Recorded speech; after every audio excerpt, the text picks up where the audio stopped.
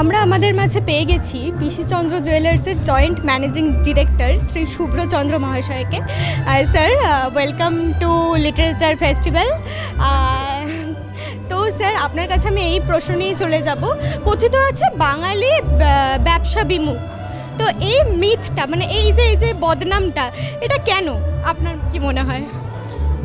এটা হচ্ছে কেউ মনে হয় দুষ্টুমি করে এই মিথটা তৈরি করেছিল।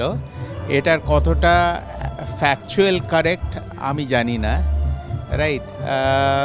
বাট এটা হয় না, মানে মাঝে মাঝে হয়, আপনি বারবার বলতে থাকেন একটা কথা, তখন সেটাকে ধরে নেওয়া হয় সেটাই প্রবাবলি সত্যি। তা আমাদের চারিপাশে তো প্রচুর মানুষজন আছেন যারা ব্যবসা করে খান, তো তাই যদি হয় তাহলে বিমুখ কেন হলো, রাইট?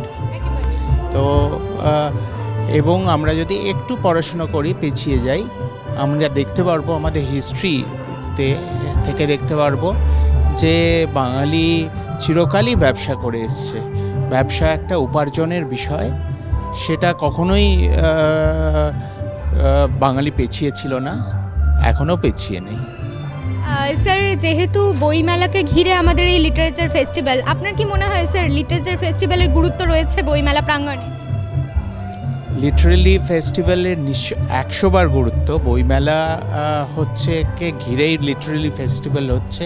সেখানে সুবিধেটা সব থেকে ভালো, একটা প্রচুর সংখ্যক যারা বই ভালোবাসেন, বই প্রেমী বলুন, তারা একসাথে বইও দেখতে পাচ্ছেন এবং তাদের প্রিয় লেখকদের মুখোমুখি হতে পারছেন। এর থেকে ভালো জিনিস কী হতে পারে? স্যার, ছোটোবেলায় বইমেলাকে গিয়ে ঘিরে কোনো স্মৃতি? অনেক স্মৃতি। অ্যাকচুয়ালি ছোটোবেলায় বইমেলা আকারে প্রকারে নানা রকমভাবে দেখেছি, বড় হতে, ছোট হতে, রাইট?